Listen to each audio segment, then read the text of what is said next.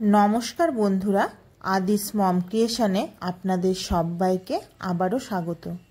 समयेर साथे साथे हारिये गेछे कत रान्ना। এই রান্নাটিও এক অতি বিরল রান্না। বেশ কিছু পরিবারে এই রান্নাটি করা হতো বহু আগে। এই রেসিপিটি হলো মাংসের বিরিঞ্জি। এই রেসিপিটি করতে আমার প্রথমেই যেটা লাগবে সেটা হলো মাংস। এখানে আমি 400 গ্রাম খাসির মাংস নিয়ে নিয়েছি। আর আমার এখানে উপকরণ হিসাবে লাগছে পেঁয়াজ, টক দই 100 গ্রাম, আদা বাটা 2 চামচ, রসুন বাটা 2 চামচ আর নিয়ে নিয়েছি দুটো লাল শুকনো লঙ্কা। আর আমার এখানে লাগছে স্বাদ মতো লবণ। আমার এই রান্নায় লাগবে বেরেস্তা। বেরেস্তার জন্য 3টা বড় পেঁয়াজ আমি এখানে কেটে নিয়েছি। ফোড়নের জন্য লাগছে গোটা গরম মশলা আর তেজপাতা। আমি এখানে দুটো আলু নিয়েছি, আপনারা পরিমাণটা বাড়িয়ে দিতে পারেন। আর সাদা তেল আর ঘি, আমি এই পুরো রান্নাটা সাদা তেল আর ঘিয়েই করব। এরপরে পেঁয়াজ, টক দই, রসুন, আদা আর শুকনো লঙ্কা দুটো দিয়ে মিক্সিতে আমি একটা সুন্দর পেস্ট তৈরি করে নেব। এটা যেহেতু পুরনো দিনের একটি রান্না, এই রান্না কিন্তু পুরোটা ঘি দিয়ে করতে পারলেই ভালো। সুন্দর মিক্সড হয়ে যাওয়ার পর আমি একটা পাত্রে এটা ঢেলে রেখে দিলাম। আমি এই রান্নাটি করে নেব সাদা তেল আর ঘি মিশিয়ে। সাদা তেল দিয়েছি 4 চামচ আর ঘি দিয়েছি 2 চামচ। ঘি তেলের সাথে খুব ভালোভাবে মিশে গেলে আলুগুলোকে আমি লাল করে ভেজে তুলে নেব।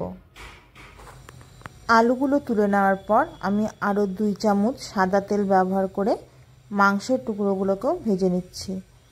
এই মাংসগুলোকেও একটু হালকাভাবেই ভেজে নিতে হবে।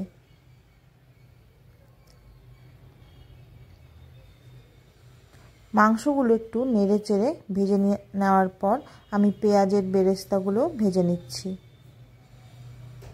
পেঁয়াজের বেরেস্তাটা ভেজে নিয়ে ওই তেলেই আমি অ্যাড করে দিলাম দুটো তেজপাতা আর গোটা গরম মশলা। একটু গন্ধ বের হওয়ার পর আমি যে মিশ্রণটা তৈরি করে রেখেছিলাম সেটাও এই কড়াই দিয়ে দিলাম। মশলাটিকে খুব ভালোভাবে কষিয়ে নিতে হবে যতক্ষণ না মশলা থেকে তেল ছেড়ে দিচ্ছে আর মশলাগুলো কড়াই থেকে ছেড়ে দিচ্ছে। এরপর ভাজা মাংসগুলো এর মধ্যে দিয়ে খুব ভালোভাবে কষিয়ে নেব। খুব ভালোভাবে কষিয়ে নেওয়ার পর চলে আসবে ভাপে বসানোর পালা। তবে যুগের সাথে উপযোগী করতে আমরা কিন্তু খাসির মাংসটা লাস্ট অবধি প্রেসার কুকারেই দিয়ে থাকি। এখানেও আমি প্রেসার কুকার ব্যবহার করে নেব। বন্ধুরা, আমার চ্যানেলের রান্নাগুলো আপনাদের কেমন লাগছে অবশ্যই কমেন্ট করে জানাবেন। আর এখনও আমার চ্যানেল যারা সাবস্ক্রাইব করেননি তারা প্লিজ সাবস্ক্রাইব করে দেবেন। এরপর প্রেসার কুকারে মাংসগুলো নিয়ে নেওয়ার পর আমি এর মধ্যে অ্যাড করে দিলাম ভেজে রাখা আলু আর বেরেস্তা আর দিয়ে দিচ্ছি স্বাদ মতো লবণ। মাংস বুঝে আপনারা কিন্তু প্রেসার কুকারের সিটিটা দিয়ে নেবেন। আমি এখানে দিয়ে দিয়েছি 2 কাপ উষ্ণ গরম জল। সব কিছু রান্নাতে একটু গরম জল ব্যবহার করলে রান্নার টেস্ট কিন্তু বজায় থাকে। মাংসের বিরিঞ্জি পরিবেশনের জন্য পুরোপুরিভাবে তৈরি। এই রান্না দেখে কিন্তু মনে হচ্ছে না যে এই রান্নায় হলুদ ব্যবহার হয়নি। আমার এই রান্না আপনাদের কেমন লেগেছে অবশ্যই কমেন্ট করে জানাবেন। এখনও অবধি যারা আমার চ্যানেলটি সাবস্ক্রাইব করেননি তারা সাবস্ক্রাইবের সাথে সাথে বেল আইকনটি প্রেস করে দেবেন, তাহলে আমার সমস্ত রান্নার নোটিফিকেশান সবার প্রথমে পৌঁছে যাবে আপনার কাছে। আমার সাথে এতক্ষণ থাকবার জন্য আপনাদের সকলকে অসংখ্য ধন্যবাদ।